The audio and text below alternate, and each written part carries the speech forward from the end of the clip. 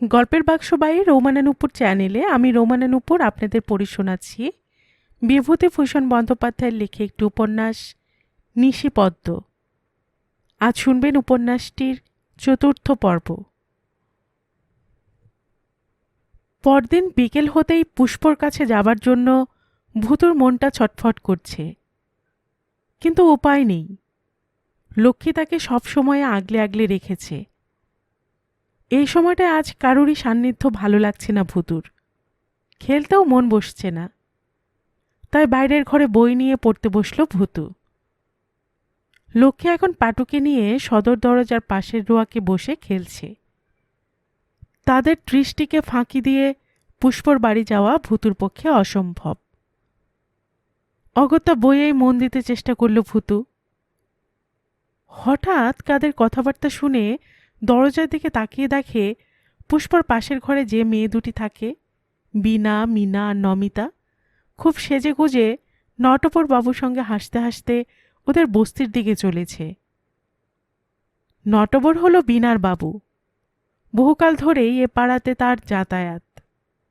আজ ওরা তিনজনে গিয়েছিল ম্যাটিনি শোয়ে সিনেমা দেখতে।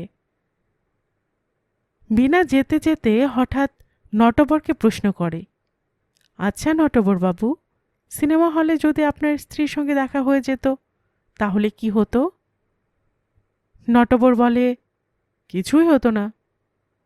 মীনা বলে, মানে? নটবর বলে, মানে দেখাই হতো না। নমিতা বলে, কেন? নটবর বলে, আমরা স্ত্রীদের মুভমেন্ট সবসময় লক্ষ্য রাখি। বীণা বলে, তাই নাকি? নটবর বলে, হ্যাঁ, স্ত্রী অনেকটা চশমার মতন, সবসময় চোখে চোখে রাখতে হয়। বীণা আর নমিতা প্রায় একসঙ্গে প্রশ্ন করে, আর আমরা? নটবর বলে, গগলসের মতো। নমিতা শুনে হেসে ফেলে। বীণা বলে, হা।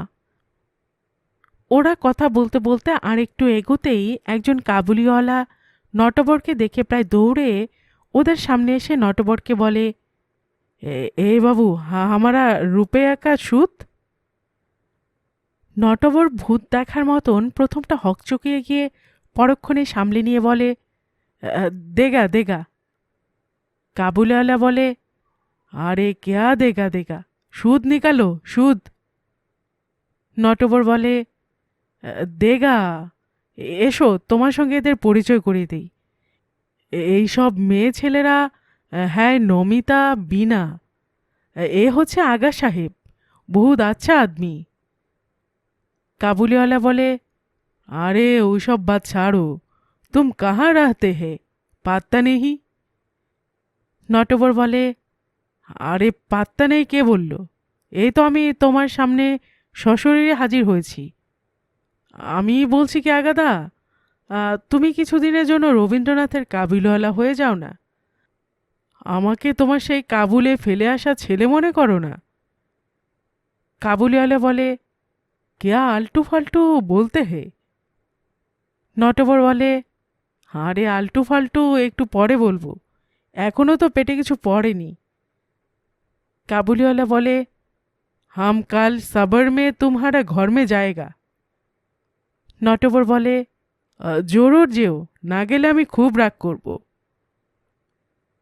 বলে বীণা ও নমিতার সঙ্গে এগিয়ে যায় নটবর। বীণা বলে, নটবর বাবু, আপনি কাবুলের কাছে টাকা ধার করেন? নটবর বলে, তোমাদের কাছে আসতে হলেই কাবুলদের দ্বারস্থ হতে হবে। নমিতা বলে, তার মানে? নটবর বলে, মানে তোমাদের কাছে যারা যায় তারা উজবুক, তাই তোমাদের আস্তানার নাম উজবেকিস্তান।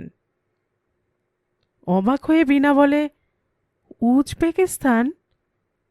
নটবর বলে, হ্যাঁ, আর ওই উজবেকিস্তানে যেতে হলে যেতে হয় ভায়া কাবুল। বিশ্বাস না হয় ম্যাপ খুলে দেখো। নমিতা বলে, বীণাদি? বীণা বলে, কি? নমিতা বলে, ফুচকা খাবে? বীণা বলে, কোথায় ফুচকাওয়ালা? নমিতা আঙুল বাড়িয়ে বলে, ওই যে। বিনা অদূরে এক ফুচকাওয়ালাকে দেখে নটবরকে বলে, নটবর বাবু। নটবর বলে, বুঝেছি, কিন্তু আমার পেটে যে এখনো মাকালি পড়েনি, মেজাজটা নেতিয়ে রয়েছে। হবে হবে, আয় ফুচকাওয়ালা, বলে বিনা এগিয়ে যায় ফুচকাওয়ালার কাছে। নমিতাও যায়। অগত্যা নটবরকেও যেতে হয়। নটবর এসে ফুচকাওয়ালাকে হুকুম করে, এই লাগাও ফুচকা। ওরা সকলে ফুচকা খেতে থাকে। বিনা ও নমিতা খুব তৃপ্তি করে খাচ্ছে। ফুচকাওয়ালা নটবরের জন্য ফুচকা ভেঙে সেটা তেঁতুল জলে ডোবাতে যায়। বাধা দিয়ে বলে, হুম, তেঁতুল জলে দিও না, বলে ভাঙা ফুচকাটা হাতে নিয়ে পকেট থেকে দেশি মদের বোতল বার করে ফুচকায় মদ ঢেলে খেতে থাকে। তিনজনে ফুচকা খাচ্ছে তো খাচ্ছেই। নটবরের বোতলের সঙ্গে ফুচকাও শেষ হয়ে গেল। নটবর বলে, আউর দো। ফুচকাওয়ালা বলে, আউর নেহি হ্যায়। নটবর বলে, নেহি হ্যায়? ও কেতনা হুয়া? ফুচকাওয়ালা বলে, 5 রুপয়া। নটবর পকেট থেকে টাকা দিতে গিয়ে দেখে পকেট কাটা গেছে। অসহায়ভাবে বলে, বিনা। বিনা বলে, সর্বনাশ, পকেট কাটা গেছে, কি হবে? ফুচকাওয়ালা বলে, আমার টাকা কে দেবে? আমিই দিবে, বলে নটবর পকেট থেকে একটা বিলিতি মদের পাইট বার করে ফুচকাওয়ালাকে দিয়ে বলে, এটা বাঁধা রাখো। নেই, হাম নেই রাখেগা, রুপিয়া দো। নটবর একটু বিব্রত বোধ করে।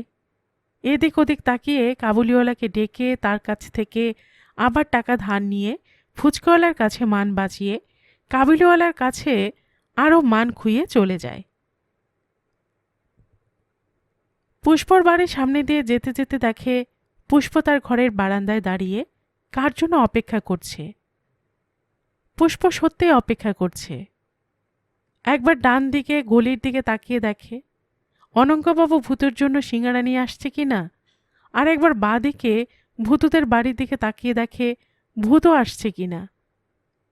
কিন্তু কাউকেই দেখতে না পেয়ে পুষ্প আবার ঘরে চলে যায়। একটু পরেই বড় একটা খাবারের ঠোঙা হাতে অনঙ্গবাবু বলতে বলতে আসেন, পুষ্প, আজ সিঙ্গারার সঙ্গে গজাও এনেছি, ধরো, তোমার ছেলে কোথায়? পুষ্প ঠোঙাটা অনঙ্গর হাত থেকে নিয়ে বলে, ঠাট্টা করছেন? অনঙ্গ বলেন, ঠাট্টা আমি করছি না বাবা, তুমি নিজেই নিজের সঙ্গে ঠাট্টা করছো। পুষ্প আর কিছু না বলে খাবারের ঠোঙাটা জলচৌকির উপর রাখে। তারপর একটা ডিশ ভালো করে ধুয়ে এনে তাতে কয়েকটা সিঙ্গারা ও গজা আলাদা করে রাখতে রাখতে অনঙ্গকে জিজ্ঞেস করে, আপনি এখন কিছু খাবেন?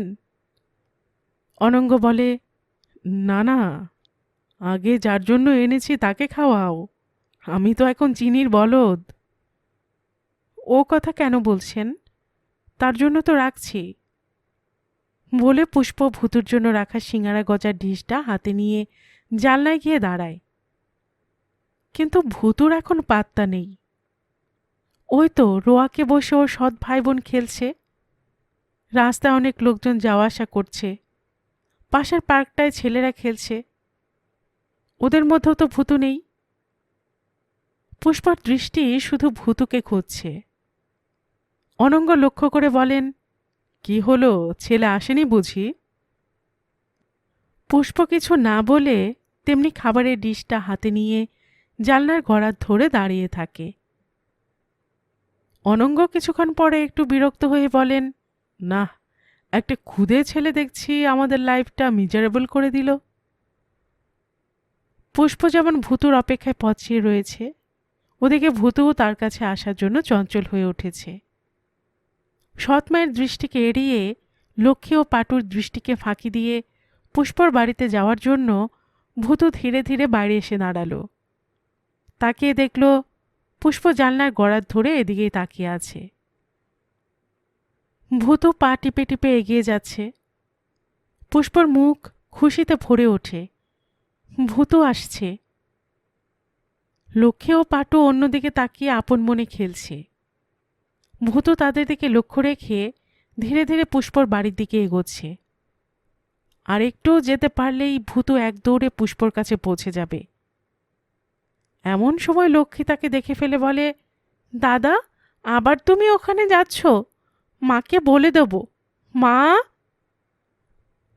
লক্ষ্মীর ডাক শোনার সঙ্গে সঙ্গে কমলা জানলায় মুখ বাড়িয়ে ধমকে বলে, এই, কোথায় যাচ্ছিস?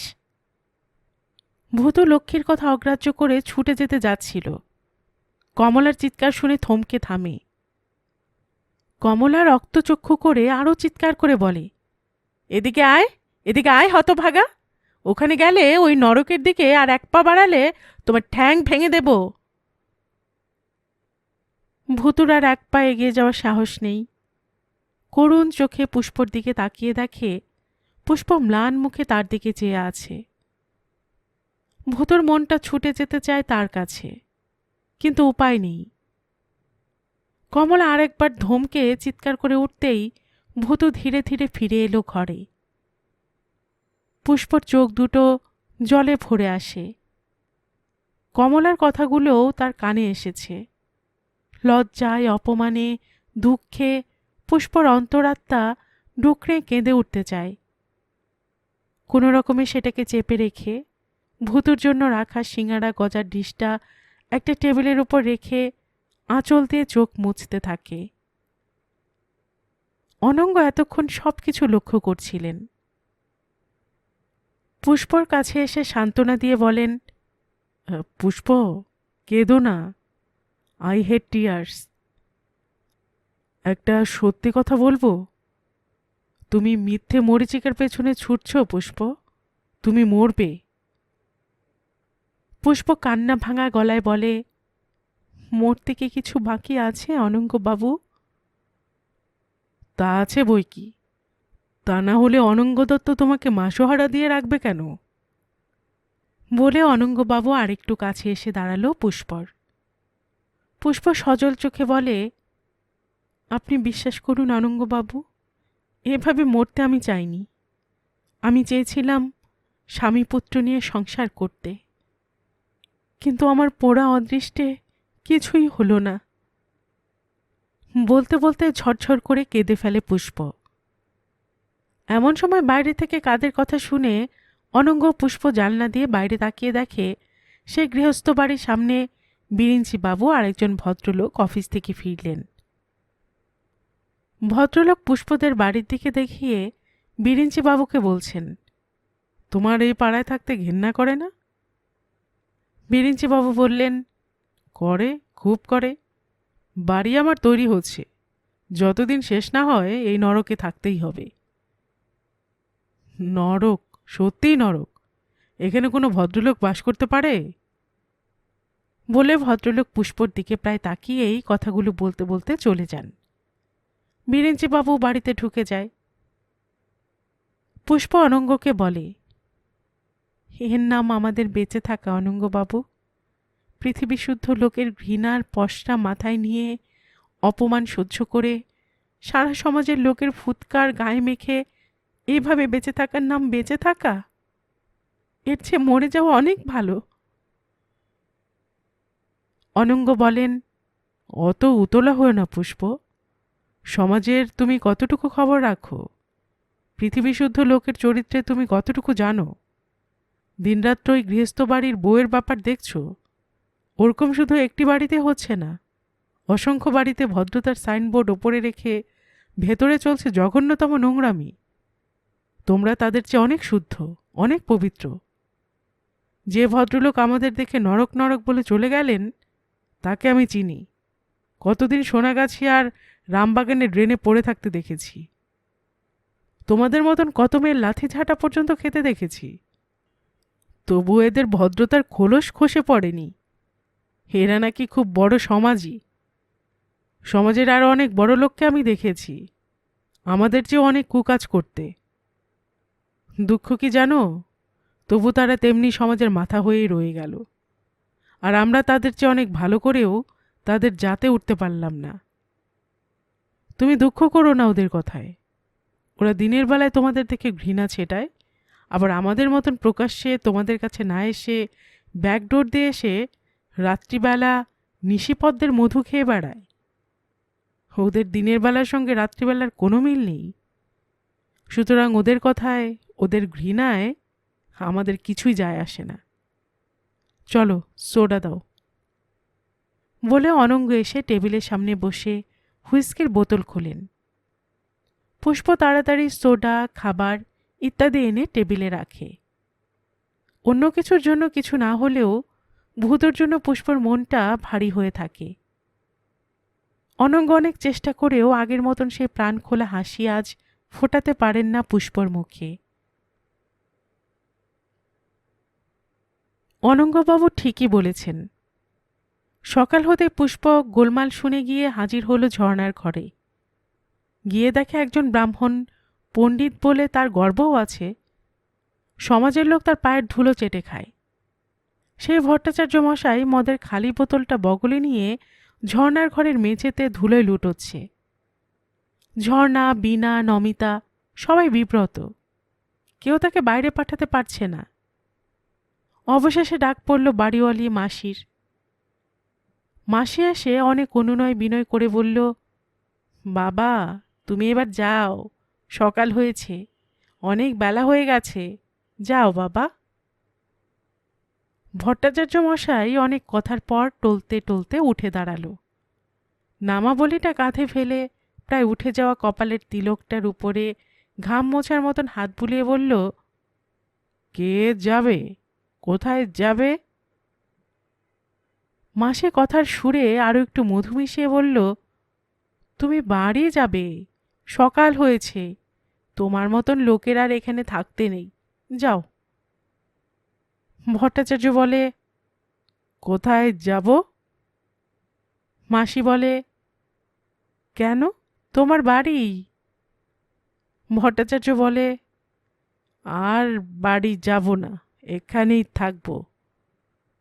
মাসি বলে, ও মা, সে কি করে হয়, এখন যাও বাবা, আবার রাত্রিবেলায় এসো। রাত্রিতেও থাকব বলে ভট্টাচার্য টলতে টলতে গিয়ে বিছানায় বসে পড়ে। সবাই বিব্রত বোধ করে। মাসি এবার রুদ্রমূর্তি ধারণ করে বলে, যাও বলছি, না গেলে কালু আর রাম সিংকে ডেকে গলা ধাক্কা দিয়ে দূর করে দেব। ভট্টাচার্য বলে, দিনের বেলায় কি করে যাব, আমি একজন পণ্ডিত না, আমি এখন হুতুম পেঁচা হয়ে গেছি। বলে এদিক ওদিক তাকিয়ে ঝর্ণাকে দেখতে পেয়ে বলে, ওই আমার লক্ষ্মী, আমি ওই লক্ষ্মীর পায়ের তলায় হুতুম পেঁচা, হুমড়ি খেয়ে পড়ে থাকব। বলে ভট্টাচার্য সত্যি সত্যি ঝর্ণার পায়ে হুমড়ি খেয়ে পড়ে। পুষ্প মুখে আঁচল চাপা দিয়ে হাসতে হাসতে নিজের ঘরে ফিরে আসে।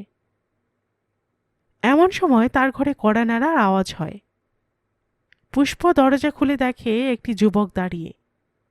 যুবকটি পুষ্পকে প্রশ্ন করে, আচ্ছা, এখানে পুষ্পদেবী বলে কেউ আছেন? আমি পুষ্প, কি বলবেন বলুন। আপনার সঙ্গে একটা জরুরি কথা আছে। আসুন, ভেতরে আসুন। যুবকটি ভেতরে এসে বলে, আচ্ছা, অনঙ্গ দত্ত এখানে আসেন? পুষ্প অনঙ্গবাবুর নাম শুনে একটু গম্ভীর হয়ে যায়, বলে, আপনি কে?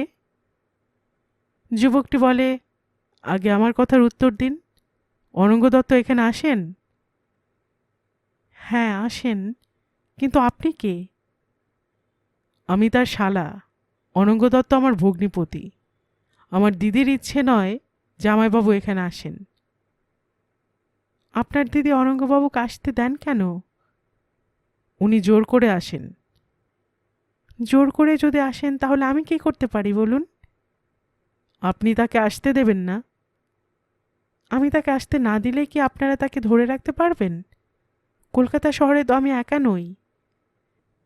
আমরা খুব ভালো করে জানি আপনি ছাড়া উনি আর কারো কাছে যাবেন না, তাই আপনাকে বলছি, আপনি ওকে আসতে দেবেন না। আমি তাকে বারণ করতে পারবো না। তা পারবেন কেন? আপনাদের তো ভাই নেই, ছেলেও নেই, আপনি আমাদের দুঃখ বুঝবেন না, আপনাদের কাছে টাকাটাই সব। এমন সময় বাড়িওয়ালি মাসি এসে ঘরে ঢোকে, বলে, কে হে তুমি, তত্ত্ব কথা শোনাতে এসেছ? যুবক বলে, আমি অনঙ্গবাবু সম্বন্ধী। বাড়িওয়ালি বলে, সম্বন্ধী? তাই এখানে কি কুটুম্বতা করতে এসেছ? যুবকটি বাড়িওয়ালির শ্লেষপূর্ণ কথা শুনে রেগে যায়, বলে, মুখ সামলে কথা বলবেন। বাড়িওয়ালি রেগে গিয়ে বলে, বারে, আস্পর্ধা তো কম নয়, আমার বাড়িতে এসে আমাকেই চোখ রাঙাচ্ছে, বেরো, আমার বাড়ি থেকে বেরো। পুষ্প বিব্রত হয়ে বলে, মাসি, মাসি চুপ করো। বলে যুবকটির দিকে ফিরে বলে, আপনি যান, আমি কথা দিচ্ছি অনঙ্গবাবু আর কখনো এখানে আসবেন না। হ্যাঁ, দয়া করে তাই করবেন। বলে যুবকটি গটগট করে চলে যায়। বাড়িওয়ালি অবাক হয়ে বলে, এ কি করলি পুষি? ওই এক ফোঁটা ছোড়ার ভয়ে অনঙ্গবাবুকে তাড়িয়ে দেবে? পুষ্প এতক্ষণ গতকালের ভুতুর জন্য রাখা সিঙাড়া গজার ডিশটার দিকে তাকিয়েছিল। মাসের কথা শুনে তার দিকে ফিরে বলে, ভয়ে নয় মাসি, যেদিন থেকে এখানে এসেছি সেদিন থেকে লজ্জা ভয় সব ঘুচে গেছে। মাসি বলে, তবে অনঙ্গবাবুকে তাড়াবে কেন? পুষ্প আবার ভুতুর জন্য রাখা খাবারের ডিশটার দিকে তাকায়। ভুতুর না আসার কথা ভেবে তার বুকটা ভারী হয়ে ওঠে। অনঙ্গবাবুর অকৃত্রিম ভালোবাসাকে অবহেলা করে তাকে দূরে সরিয়ে দেওয়া পুষ্পর কাছে কঠিন সমস্যা। তবু ভুতুর অবহেলাও তো সইতে পারবে না পুষ্প। মাতৃহৃদয় তার এতদিন ছিল অন্ধকারময়। পুত্র স্নেহ বুভুক্ষিত অন্ধকার অন্তরে ভূতুকে পেয়ে জ্বলেছিল ক্ষীণ আশার আলো। কোনো কারণে সেই আলো আর নিভিয়ে দিতে পারবে না পুষ্প। অনঙ্গবাবুকে ছেড়ে থাকতে তার কষ্ট হবে, তবু ভূতুকে বুকে পেয়ে তাকে ছেড়ে দেওয়াও আজ পুষ্পর পক্ষে অসম্ভব। আজকের এই অনঙ্গবাবু সম্বন্ধীর আশাটা হয়তো ভগবানেরই অভিপ্রেত। অনঙ্গবাবুকে ছাড়তে না পারলেও ভূতুকে তো নিবিড় করে বুকে তুলে নিতে পারবে না। একসঙ্গে গণিকার জননী, না না, এ বরং ভালোই হলো। অনঙ্গবাবু আর কখনো আসবেন না তার কাছে। পুষ্পও আবার ফিরে যাবে সমাজে, তখন আর তার কাছে আসতে ভূতুরও কোনো বাধা থাকবে না। এসব নানা কথা ভেবে খাবারের ডিশ থেকে মুখ ফিরিয়ে বাড়িওয়ালির কথার জবাবে পুষ্প বলে, অনঙ্গবাবুকে কেন তাড়াচ্ছি সে তুমি বুঝবে না মাসি, সে তুমি বুঝবে না। বলে ঠেলে আসা কান্নাটাকে গোপন করবার জন্য ছুটে যায় পুজোর জায়গায়। ঠাকুরের সামনে উপর হয়ে লুটিয়ে পড়ে। তার এই না যাওয়া কদর্য জীবনের জন্য ফুঁপিয়ে ফুঁপিয়ে কাঁদতে থাকে পুষ্প। কতক্ষণ ধরে যে কেঁদেছে তার খেয়াল নেই। খেয়াল হলো তখন, যখন ভূতু এসে তার চিবুকটা তুলে ধরে করুণ মুখে প্রশ্ন করল, তুমি কাঁদছো কেন? তোমার কি হয়েছে? তুমি এমন করে কাঁদছো কেন? পুষ্প তার মুখের দিকে চেয়ে কান্না ভাঙা গলায় বলে, তোর জন্য কাঁদছি, কাল আসিস নি যে। ভূতু বলে, বাবা, নতুন মা সবাই বারণ করে, তোমার ঘরে সব আজে বাজে লোক আসে। পুষ্প ভূতুকে বুকে জড়িয়ে ধরে কাঁদতে কাঁদতে বলে, আর কেউ আসবে না বাবা, তুই ছাড়া আমার ঘরে আর কেউ আসবে না। বলে ভূতুকে বুকে নিয়ে তার মাথায় মুখ রগড়ে পুষ্প নীরবে কাঁদতে থাকে। চোখের জলে ভূতুর চুলগুলো প্রায় ভিজে আসে। অনঙ্গবাবু এসব ব্যাপারের কিছুই জানেন না। তিনি যথারীতি খাবারের ঠোঙা হাতে সন্ধ্যায় পুষ্পর বাড়িতে এসে হাজির হলেন। দরজায় টোকা দিয়ে ডাকেন, পুষ্প, পুষ্প। ওদিক থেকে কোনো সাড়া নেই। অনঙ্গ আবার টোকা দিতে দিতে বলেন, খোলো খোলো দ্বার, রাখিও না আর বাহিরে আমায় দাঁড়ায়। এবারেও কোনো সাড়া নেই। অনঙ্গবাবু আবার বলেন, ও পুষ্প, খোলো। পুষ্প তখন ঘরের ভেতর দেওয়ালে ঠেস দিয়ে দাঁড়িয়ে মুখে আঁচল চাপা দিয়ে ফুঁপিয়ে ফুঁপিয়ে কাঁদছে। অনঙ্গবাবুর প্রতিটি ডাক কাঁটার মতো বিঁধছে তার বুকে।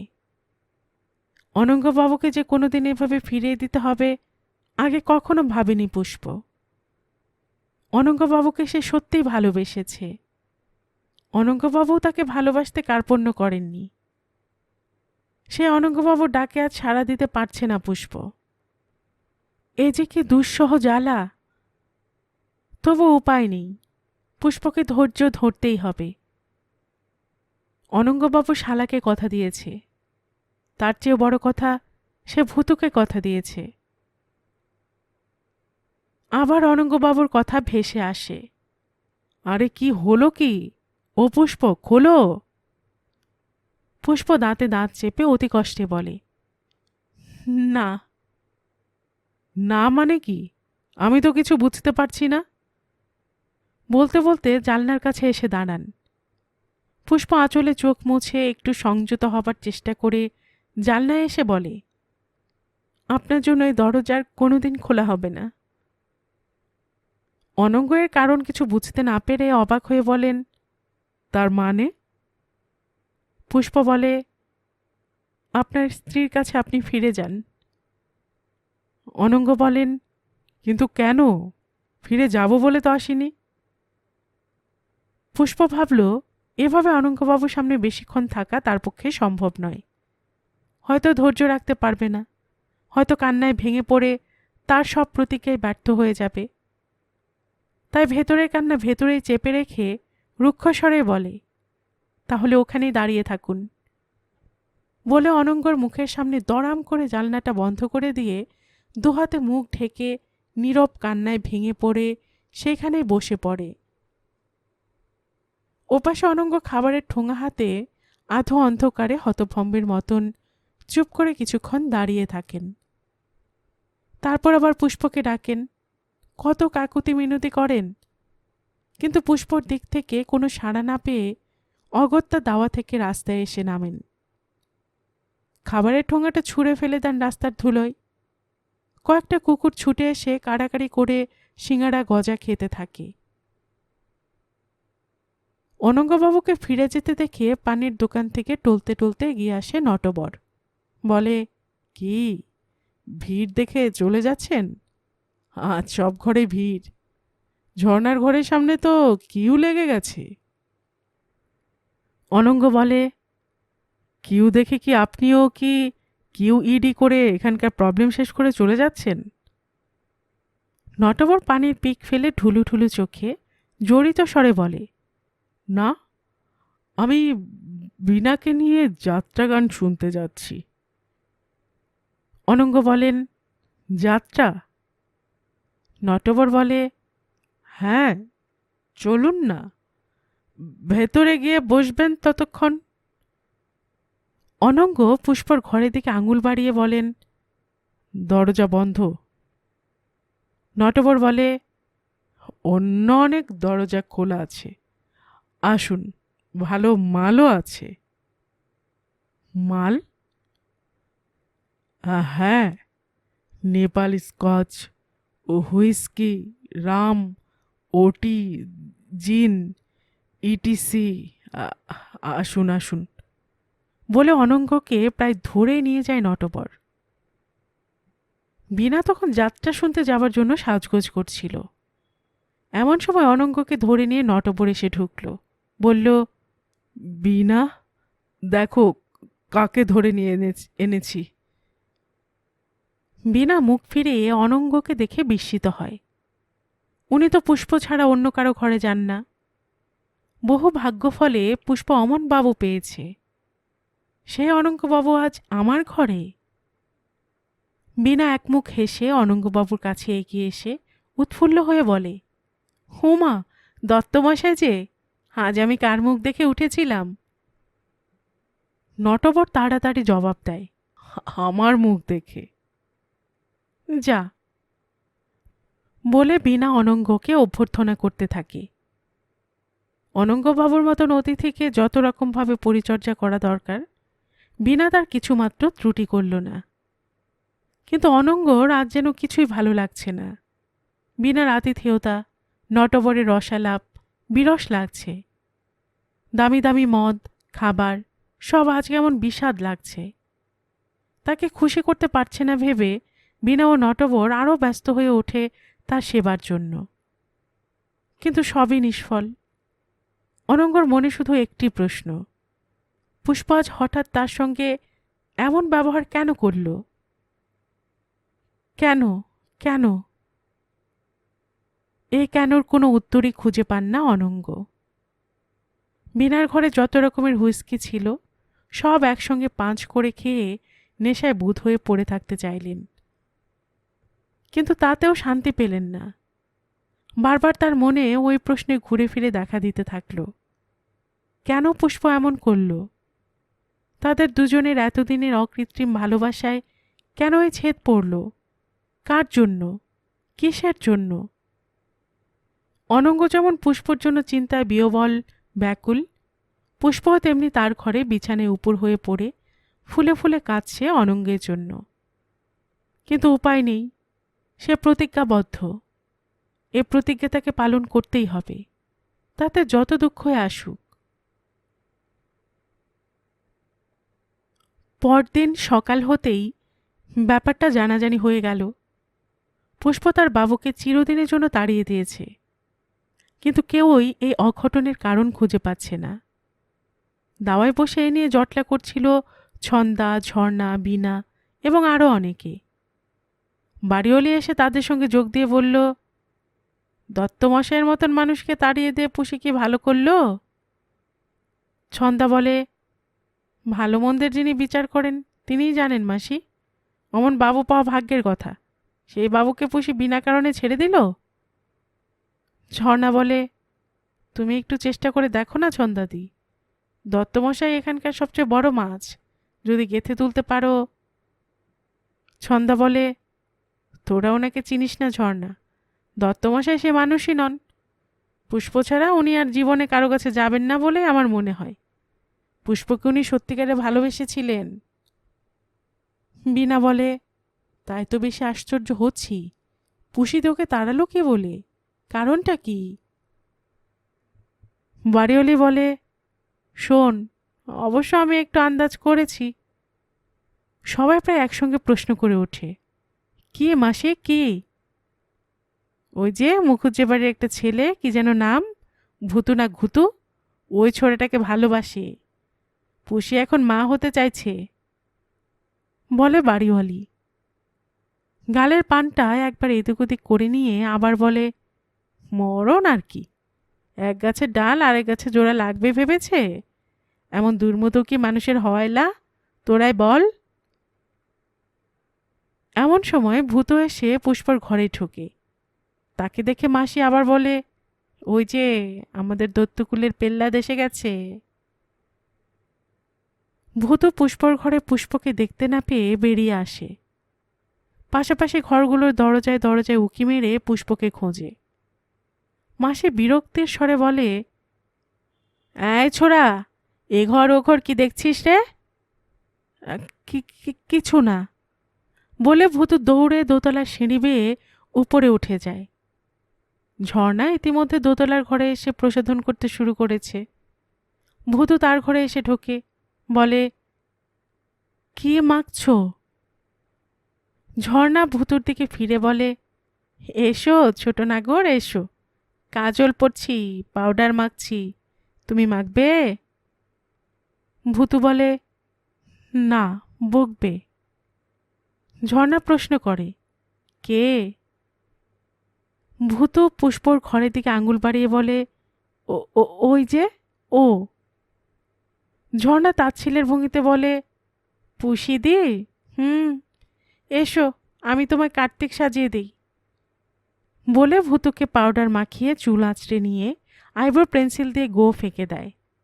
তারপর আয়নার সামনে দাঁড় করিয়ে বলে, দেখো কেমন হয়েছে। ভূতু বেশ করে মুখ ঘুরিয়ে ঘুরিয়ে দেখে বলে, এই দিকটা ছোট করে দিলে কেন? ঝর্ণা বলে, কই দেখি। ভূতু ঝর্ণার দিকে মুখ তুলে বাদিকের গোফটা দেখায়। ঝর্ণা আবার গোঁফ ঠিক করতে থাকে। এমন সময় পুষ্পর সাড়া পেয়ে ভূতু ভয় পায়। ঝর্ণা, তোর ঘরে ভূতু আছে? বলতে বলতে পুষ্প আসে। ভূতু দৌড়ে গিয়ে ঘরের এক কোণে দেয়ালের দিকে মুখ ফিরিয়ে চুপ করে দাঁড়িয়ে থাকে। পুষ্প ঘরে ঢুকে এদিক ওদিক খোঁজে, তারপর ভূতুকে এইভাবে লুকিয়ে থাকতে দেখে হাসে। ও কি, লুকোনো হলো বুঝি? বলতে বলতে এগিয়ে যায় ভূতুর কাছে। ভূতু তেমনি পেছন ফিরে দাঁড়িয়ে থাকে।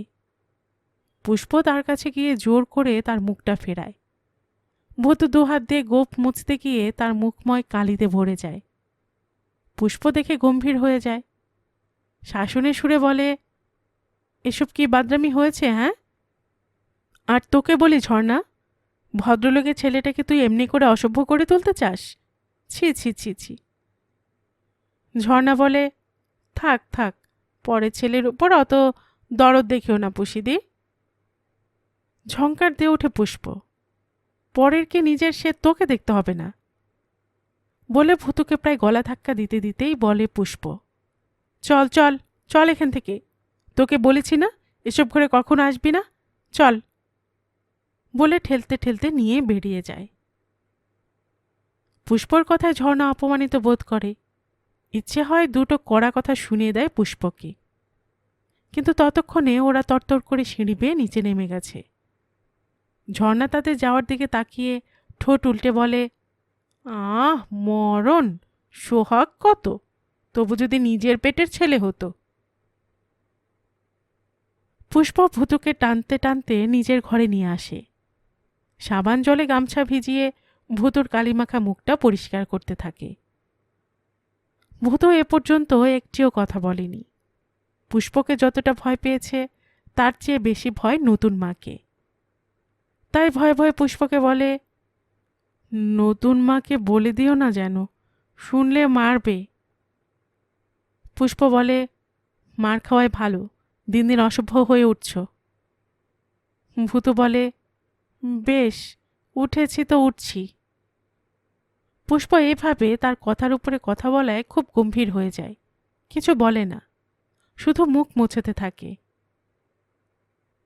ভূত পুষ্পর এই ভাবান্তরের কারণ কিছুটা বুঝতে পেরে নিজেকে অপরাধী মনে করে। কিছুক্ষণ কোনো কথা না বলে চুপ করে থাকে। তারপরেও পুষ্পকে কিছু বলতে না দেখে, হাসতে না দেখে খোশামদের সুরে বলে, সন্দেশ সিঙারা দেবে তো? পুষ্প ভূতুর এই খোশামত বুঝতে পেরে না হেসে আর থাকতে পারে না। ভূতুকে বুকে টেনে নিয়ে হাসতে হাসতে স্নেহসিক্ত স্বরে বলে, হ্যাঁ হ্যাঁ দেব, কোন দিন দেই না। ভূতু খুশি হয়, তারপরে একটু চিন্তা করে বলে, আচ্ছা, নাগর কি? পুষ্প প্রায় চমকে ভূতুর দিকে চায়, বলে, কিছু না, কে বলেছে কথা? ভূতু ঝর্ণার ঘরের দিকে আঙুল দেখিয়ে বলে, ও, ওই যে ও বলেছে।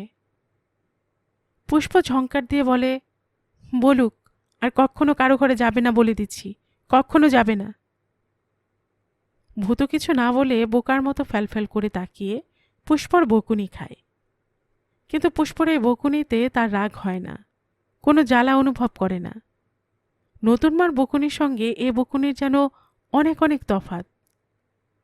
পুষ্পর এই বকুনিটাও যেন বড় মধুর লাগে ভূতুর।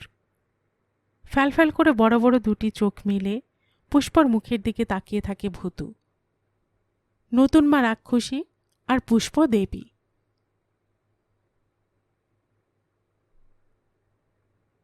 পুজোর আর বেশি দেরি নেই।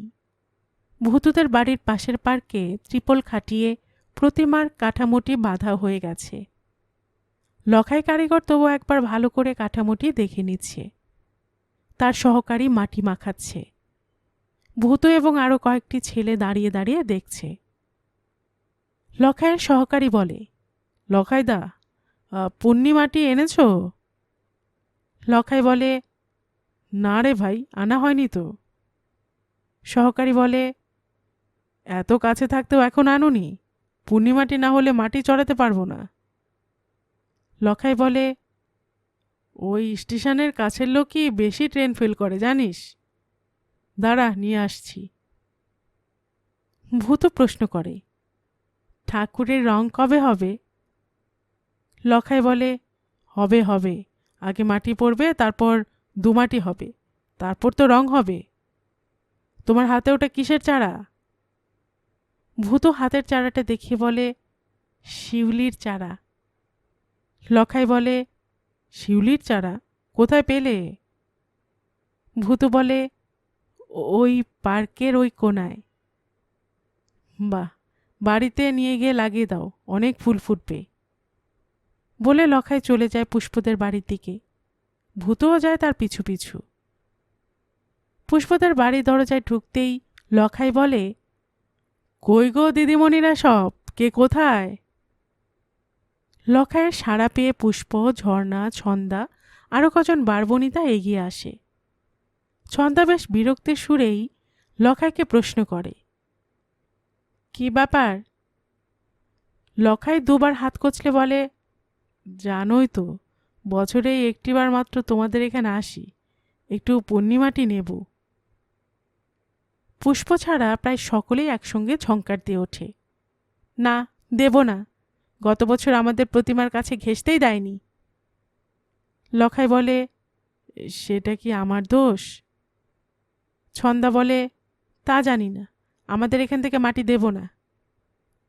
লখাই অনুনয় বিনয় করে বলে, দাও দাও, তোমরা না দিলে আমরা কোথায় যাই বলো তো?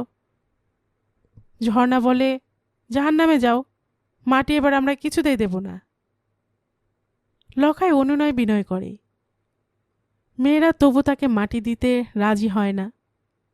শেষে পুষ্প বলে, আহ, কি করছিস তোরা, একটু মাটি নেবে, তাতে কি হয়েছে? নিয়ে যাও ভাই, তুমি আমার দৌড় থেকে নিয়ে যাও। লখাই বলে, জয় হোক তোমার, জয় হোক। বলে লখাই মাটি নেয়। ভূত সেই শিউলির চারাটা হাতে লখাইয়ের পিছু পিছু এসে দাঁড়িয়েছিল। বলে, মাটিতে কি হবে? লখাই বলে, এ মাটি না হলে যে মা দুর্গার প্রতিমা গড়া হবে না। ভূত প্রশ্ন করে, এ মাটি বুঝি খুব ভালো?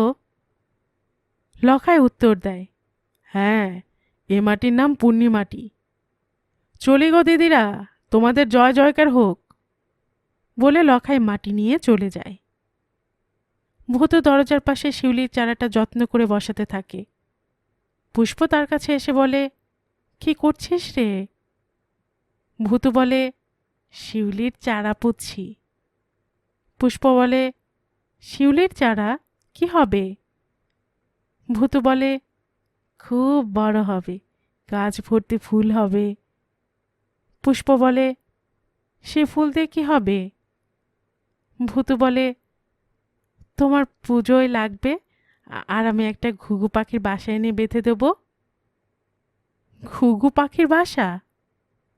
হ্যাঁ, কোজাগরি পূর্ণিমের শেষ রাত্রে ঘুঘু পাখি ডিম পেড়ে যাবে।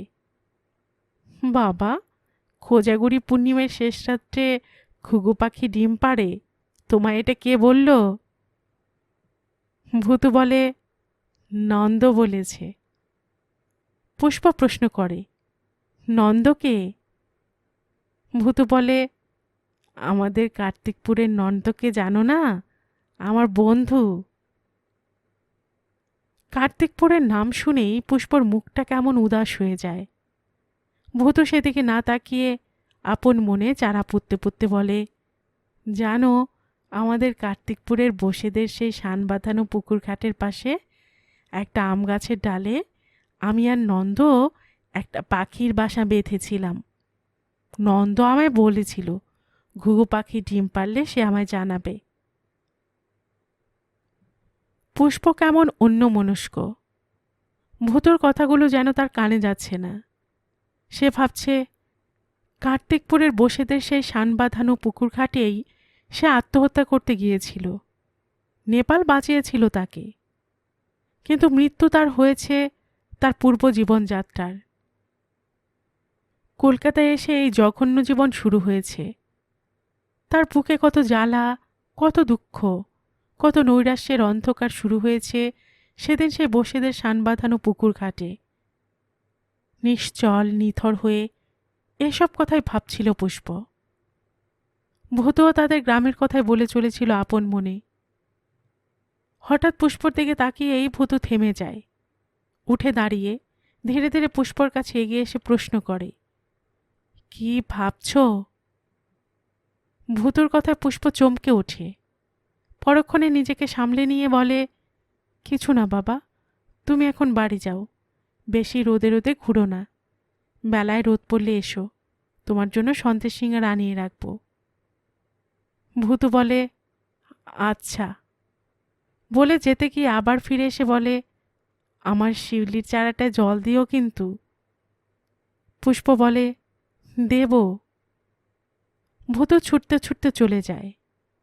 পুষ্প উদাসভাবে তার যাওয়ার দিকে তাকিয়ে থাকে। ভূত তার দৃষ্টির আড়ালে চলে গেলে পুষ্প শিউলির চারাটার দিকে তাকায়। চারাটা কেমন যেন নেতিয়ে পড়েছে। পুষ্প এক ঘটি জল এনে চারাটায় ঢালে।